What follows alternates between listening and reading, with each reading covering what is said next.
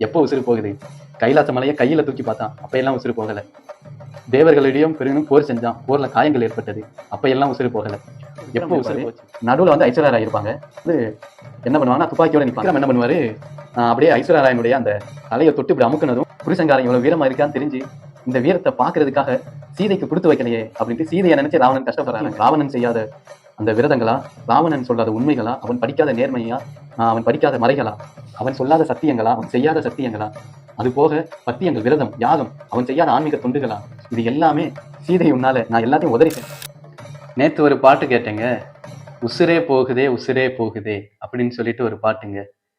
இந்த பாட்டு கேட்கும்போது எனக்கு ராவணனுடைய ஒருதலை காதல் தான் ஞாபகத்துக்கு வந்தது. ஏன்னு கேட்டீங்கன்னா, இந்த படம் முழுக்கவே அப்படிதாங்க இருக்கும். ராமாயணத்தை இன்ஸ்பிரேஷன் பண்ணி தான் இந்த படத்தை எடுத்திருப்பாங்க போல. படம் முழுக்கவுமே அப்படிதான் இருக்கும். அதனால என்னவோ இந்த பாட்டை கேட்கும்போது எனக்கு ராவணனுடைய ஒருதலை காதல் ஞாபகத்துக்கு வந்தது. சரி அப்படின்னு சொல்லிட்டு இந்த வரிகள்ல ஏதாச்சும் இருக்குமா, ராவணனுடைய ஒருதலை காதலை சொல்ற மாதிரி பார்த்தா, பாட்டு முழுக்கவுமே ராவணனுடைய ஒருதலை காதலை சொல்ற மாதிரி தான் எழுதியிருக்காரு வைரமுத்து ஐயா. அருமையா இருக்குங்க. ராமாயணத்துல வர அந்த ராவணனுடைய காதலியும் இந்த பாட்டுல இருக்கிற வரிகளையும் சேர்த்து பார்த்தா அவ்வளவு அழகா இருக்குங்க. நான் அதை உங்களுக்கு எக்ஸ்பிளைன் பண்றேன். பிடிச்சிருந்தா நீங்களும் ரசிங்க. ஆரம்பிக்கலாமா? வாங்க. முதல்ல பாட்டு வந்து இப்படி ஆரம்பிக்குதுங்க. பூமியில எப்போ வந்து நீ பிறந்த, என் புத்தியில தீப்பொறிய விதைச்ச அப்படின்ட்டு எழுதியிருக்காரு. சில வரிகளை நான் மாத்தியும் சுருக்கியும் நான் சொல்றேன். ஏன்னா காப்பிரைட்ஸ் தரதுக்கு வாய்ப்பு இருக்கு இல்லையா? பூமியில எப்ப நீ பிறந்த, என் நெஞ்சில தீப்பொறிய நீ விதைச்சிட்ட அப்படின்ட்டு ராவணன் சீதை கிட்ட சொல்றாரு. சரிங்களா? இது என்னதுன்னா, பூமியில எப்போ வந்து நீ பிறந்தன்ட்டு எனக்கு தெரியாது, ஆனா நீ என் நெஞ்சில தீப்பொறிய விதைச்சிட்ட அப்படின்னா என்னன்னா, அந்த காலத்துல படத்துல பாத்தீங்கன்னா ஹீரோ வந்து ஏதோ செயலை செய்வாரு. அப்போ வந்து வில்லனுடைய இடத்துல வந்து ஒரு இடி இடிக்கிறது, மழை பெய்யறது, சூறாவளி காத்தடிக்கிறதுன்னு சொல்லிட்டு இந்த மாதிரி சிம்டம்ஸ் மாதிரி சினிமோட்டோகிராஃபில காட்டுவாங்க இல்லையா? அதே மாதிரி தான் சீதையை பார்த்தோன்னே ராவணனுக்கு ஒரு ஸ்பார்க் வருதாங்க நெஞ்சில, தீப்பொறி வருதான். அதை அழகா சொல்லியிருக்காரு. இதுக்கு அடுத்து அப்படியே ராவணன் மெல்ல சொல்ல ஆரம்பிக்காரு தன்னுடைய காதலை. சிறு தீக்குச்சி உசரம் சிறுசுதான், தேக்கு மரக்காடு ரொம்பவுமே பெருசு. சின்ன தீக்குச்சி விழுந்தா பெரும் தேக்கு மரக்காடே எரியும். இதுக்கு என்ன அர்த்தம்? சீதையாகிய நீ ஒரு தீக்குச்சி, நானு 10 தலைகுழலுடன் பறந்து விரிஞ்ச ஒரு தேக்கு மரம். சீதையாகிய தீக்குச்சி நீ எரிஞ்சா இந்த தேக்கு மரம் என்ன ஆகும் அப்படின்ட்டு, ராவணன் ஆகிய தேக்கு மரம் நானு, என்ன அவன் எரிஞ்சே சாம்பலாயிருவேன் போலையே அப்படின்னு சொல்லிட்டு சீதைய சொல்றாருங்க ராவணன். அதனால கோபத்தை கொஞ்சம் குறைச்சிக்கோமா அப்படின்ட்டு சொல்றாரு ராவணன். பாட்டு அதுக்கடுத்து மேல இப்படி வர ஆரம்பிக்குது. உசுரே போகுதே உசுரே போகுதே, எப்போ உசுறு போகுது? கைலாச மலையை கையில தூக்கி பார்த்தான், அப்பையெல்லாம் உசுறு போகல. தேவர்களிடையும் பெருனும் போர் செஞ்சான், போர்ல காயங்கள் ஏற்பட்டது, அப்பையெல்லாம் உசுறு போகல. எப்போ உசுறு போச்சு? உன் உதட்ட கொஞ்சம் சுளிக்கையில என் உசுரே போகுது அப்படின்ட்டு ராவணன் சொல்றாரு. சீதைய உன் உதட்ட அப்படி கோபத்தால சுளிக்காத, எனக்கு இங்க உசுறு போய் என் உடம்பெல்லாம் மனசெல்லாம் வலிக்குது அப்படின்ட்டு சொல்றாருங்க. அதுக்கடுத்து, ராவணன் கையில இல்லாத செல்வமா, அவன் கேட்கணுமா, எதை வேண்டுமானாலும் அவன் தன் பலத்தால் எடுத்துக்கொள்ளலாம் அப்படித்தானே? ஆனா அவன் சீதை கிட்ட மடிப்பிச்சை கேட்கிறானாங்க.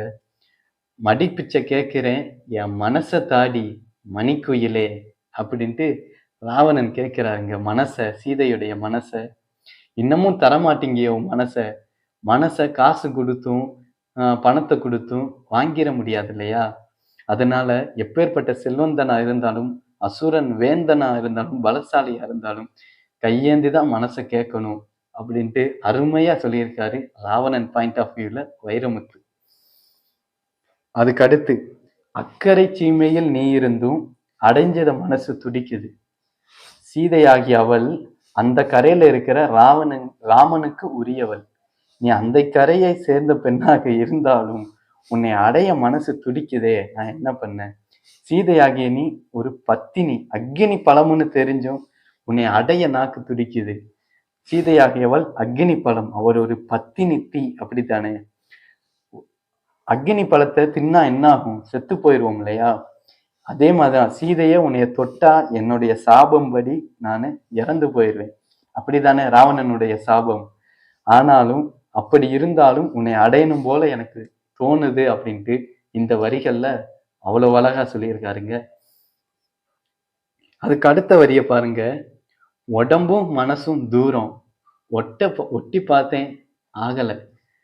எப்பயுமே மனசும் உடம்புங்கிறது ஒண்ணு சேராது பெரும்பாலான இடத்துல, அப்படித்தானே? மனசு சொல்றத உடம்பு கேட்காது, உடம்பு செய்யறத மனசு ஏத்துக்காது, அப்படித்தானே? அதே மாதிரிதான் ராவணனுடைய மனசு என்ன சொல்லுது? சீதை என்கிறவள் ராமனுடைய மனைவி, அவள் உனக்கு சொந்தம் இல்லை, உன்னுடையவள் அல்ல, அவளை இப்பவே விடுதலை செஞ்சிருன்னு மனசு சொல்லுது.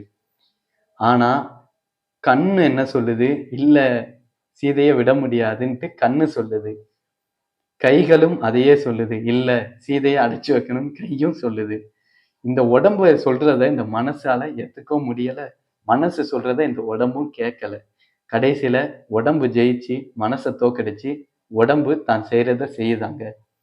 இந்த மனசு சொல்ற பேச்ச இந்த மாய உடம்பு கேட்கலையே அப்படின்ட்டு ராவணன் வருத்தப்படுறாரு. கடைசியில இப்படியும் சொல்லிடுறாரு, என் மயக்கத்தை தீர வச்சு மன்னிச்சிருமா, என் மயக்கத்தையும் தீர்த்துரு, எனக்கு காதலையும் தந்துரு, அது போக என்னை மன்னிக்கவும் செஞ்சிரு அப்படின்னு. தப்பும் நான் பண்ணுவேன், அதை மன்னிக்கவும் செய்யணும் அப்படின்ட்டு ராவணன் ஒரு வேண்டுகோள் வைக்கிற மாதிரி அழகா எழுதியிருக்காருங்க. இதுக்கு அடுத்த வரி, சந்திரனும் சூரியனும் ஒரு கூட்டில் வருகிறது. சந்திரனும் சூரியனும் ஒரே நேரத்துல வருதாங்க. எது இரவு எது பகல் அப்படின்ட்டு ரியாலிட்டியே தெரியாத அளவுக்கு நான் போயிட்டேன் என்னுடைய காதலால அப்படின்ட்டு ராவணன் சொல்றாரு. சத்தியமும் பத்தியமும் தலை சுத்தி கிடக்குது. சத்தியம் ராவணன் செய்யாத அந்த விரதங்களா, ராவணன் சொல்லாத உண்மைகளா, அவன் படிக்காத நேர்மையா, அவன் படிக்காத மறைகளா, அவன் சொல்லாத சத்தியங்களா, அவன் செய்யாத சத்தியங்களா, அது போக பத்தியங்கள், விரதம், யாகம், அவன் செய்யாத ஆன்மீக தொண்டுகளா, இது எல்லாமே சீதை உன்னால நான் எல்லாத்தையும் உதறிட்டேனே, இது எல்லாமே தலை சுத்தி கீழே கிடக்குது. நான் செஞ்ச புண்ணியம் எல்லாத்தையும் மறந்துட்டு நான் இப்போ இப்படி கிடக்கிறேனே அப்படின்ட்டு ராவணன் புலம்புறாரு.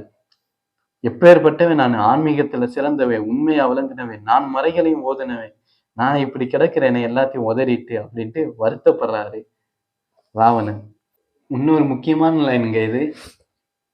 எட்ட இருக்கும் சூரியனை பார்த்து இங்க மொட்டு விரிக்குதான் இந்த தாமரை. சரி, ஓகே, எட்ட இருக்கிற சூரியனை பார்த்து மொட்டு இருக்குதா, அப்பனா என்னவா இருக்கும்? ஒருவேளை சீதைங்கிற சூரியனை பார்த்து ராவணன் அங்கிற ஒரு தாமரை பூ சீதையினுடைய முகத்தை பார்த்து அப்படியே மலருதா, சந்தோஷப்படுறானா அப்படின்ட்டு நான் எடுத்துக்கிட்டேன். சரி, ஓகே, எட்ட இருக்கும் சூரியன் பார்த்து மொட்டு விரிக்குது தாவா. அதுக்கடுத்து இந்த மாதிரி லைன் வருது. தொட்டு விடாத தூரம் இருந்தும் சொந்த பந்தமும் போகல. அப்படின்னா என்ன? தொட்டு விடாத தூரமா? சீதை அசோகவனத்துலதான் இருக்கா, ராவணனும் இலங்கையில தான் இருக்கான், ரெண்டும் ஒரே இடம் தான். தொட்டு விடக்கூடிய தூரம் தானே, பிறகு ஏன் அதை மீறியும் சொந்த பந்தமும் போக? அப்படின்னா ராவணனும் சீதையும் சொந்தமா அப்படின்னு பார்த்தா அங்க எங்கேயோ இடிக்குது. அப்பதான் தெரிஞ்சிச்சு, இன்னொரு பாயிண்ட் ஆஃப் வியூ கொஞ்சம் யோசிக்கும் போதுதான் தெரிஞ்சுது, சூரியன் என்கிறது ராமன், தாமரை என்பது சீதை. எங்கேயோ இருக்கிற ராமனை பார்த்து இங்க இருக்கிற சீதை முகம் மலர்ந்து அவனுடைய நினைவுகளால சிரிக்கிறார். பாத்தீங்களா எவ்வளவு அழகா எழுதியிருக்காரு. அதுக்கு அடுத்த லைன், தொட்டு விடாத தூரம் இருந்து சொந்த பந்தமும் அப்படியே போகாம அப்படியே இருக்குல்ல. ராமன் அங்க இருக்கான், இங்க இருக்கிறா சீதை, ஆனா சீதை மறக்கலையே. தொடாத தூரத்துல எங்கேயோ இருந்தாலும் இந்த சொந்தம்ங்கிறது கொஞ்சம் கூட கரையாம அப்படியே இருக்குதேப்பா, இந்த உறவை நான் எப்படி கலைப்பேன் அப்படின்னு சொல்லிட்டு ராவணன் புலம்புறாங்க. அத அழகா சொல்லியிருக்காங்க பாத்தீங்களா, ஒரு சூரியனையும் ஒரு தாமரை பூவையும் வச்சு. எப்படி ராவணன் அந்த நேரத்துல எவ்வளவு கஷ்டப்பட்டிருப்பாரு சீதை கிட்ட இருந்து ராமனை பிரிக்கிறதுக்காக. அதுக்கு அடுத்த லைன், பாம்பா விழுதா பாகுபாடு வேறுபாடு தெரியல. சீதை வந்து என்னைய கொல்ல வந்த பாம்பா இல்லை அழகான மரத்தின் விழுதுகளா தெரியல எனக்கு. ஆனா என்னை கொல்ல வந்த பாம்பா இருந்தாலும் நான் பயப்படலையே. நான் பயப்பட மாட்டேன். 10 தலை கொண்டவன் கொத்துற பாம்புக்கு நான் பயப்பட மாட்டேன் அப்படின்ட்டு அழகா சொல்றாருங்க. அதுக்கு அடுத்து பாருங்க. கட்டையும் ஒரு நாள் சாயலாம். கண்ணுல உன் முகம் போகுமாடி. என் கட்டை நான் சாஞ்சிருவேன். ஆனா என் கண்ணுல உன் முகம் போகுமா? நீங்க அங்க கிளைமேக்ஸ்ல அந்த ராவணன் படத்துல பாத்தீங்கன்னா தெரியும். அந்த விக்ரம் வந்து குண்டு பாஞ்சு அப்படியே மலையில இருந்து கீழே விழுவாரு. அப்ப அந்த நேரத்துல பாத்தீங்கன்னா விக்ரமுடைய கண்கள்ல ஐஸ்வர்யா ராய் தான் தெரிவாங்க. இதே மாதிரி ராமாயணத்துல ஒரு சீன் நடந்திருக்குங்க. அதுல வந்து பாத்தீங்கன்னா ராவணன் வந்து கீழே போர்ல வீழ்ந்து கிடப்பாரு ராவணன். ராமர் வந்து முன்னாடி கம்பீரமா நிப்பாரு. அப்போ வந்து ராவணன் சொல்றாரு, என்னை இப்படி வீழ்த்திட்டு இப்ப கம்பீரமா நிக்கிறானே, புருஷங்காரன் இவ்வளவு வீரமா இருக்கான்னு தெரிஞ்சு இந்த வீரத்தை பாக்குறதுக்காக சீதைக்கு கொடுத்து வைக்கலையே அப்படின்ட்டு சீதைய நினைச்சு ராவணன் கஷ்டப்படுறாராங்க. உன் புருஷனை உன்னால இந்த கம்பீரமான கோலத்தை நீ பார்க்க கொடுத்து வைக்கல உனக்கு அப்படின்ட்டு சீதைய நினைச்சு பரிதாபப்படுறாரா ராவன். சாகிற நேரத்திலும் சீதைக்காக நினைச்சிருக்காரு பாத்தீங்களா. அதுக்கு அடுத்து நான் மண்ணுக்குள்ள நீ என் மனசுக்குள்ள அப்படின்ட்டு ஒரு லைன் வருங்க. இதுவும் அப்படிதான். அவர் மண்ணுல கிடக்குறாரு. அப்ப கூட சீதையத்தான் நினைச்சிட்டு இருந்திருக்காரு. இதே மாதிரி இன்னொரு லைன் அந்த கிளைமேக்ஸ்ல ஒரு இது வரும். அது என்னதுன்னா ஆப்போசிட்ல அப்படி இருப்பாரு. இங்கிட்ட விக்ரம் இருப்பாரு. நடுவுல வந்து ஐஸ்வர்யா ராய் இருப்பாங்க. விக்ரம் என்ன பண்ணுவாரு, அப்படியே ஐஸ்வர்யா ராயனுடைய அந்த தலையை தொட்டு இப்படி அமுக்குனதும் குண்டு வந்து விக்ரம் மேல பாஞ்சிரும். அப்படி சுற்றுவார் அங்கிட்ட இருந்து. உடனே விக்ரம் வந்து விழுந்துருவாரு. இதே மாதிரி ராமாயணத்துல ஒரு சம்பவம் இருக்கு, ஞாபகம் இருக்குங்களா? ராவணனுக்கு நீ சீதையை தொட்டா நீ கெட்ட அப்படின்ட்டு ஒரு இது சம்பவம் வரும் இல்லையா, சாபம் இருக்கு இல்லையா? ஒரு பத்தினி பொண்ணை தொட்டா அந்த மாதிரி ஒரு சாபம் இருக்கு இல்லையா? அத இந்த இடத்துல இம்ப்ளிமெண்ட் பண்ணியிருக்காங்க. கரெக்டா ஐஸ்வர்யா ராய அவன் தொடுறாரு.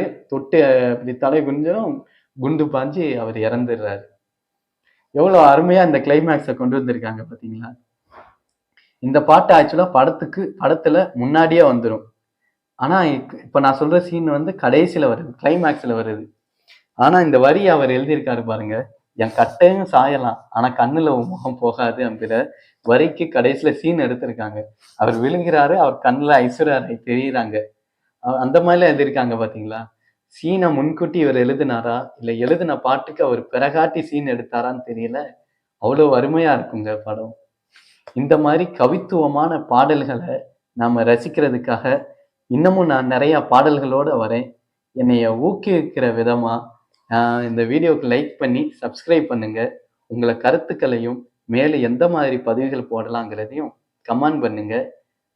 நீங்கள் பார்ப்பது காவிய தலைவன். நான் சசிகுமார். நன்றி, வணக்கம்.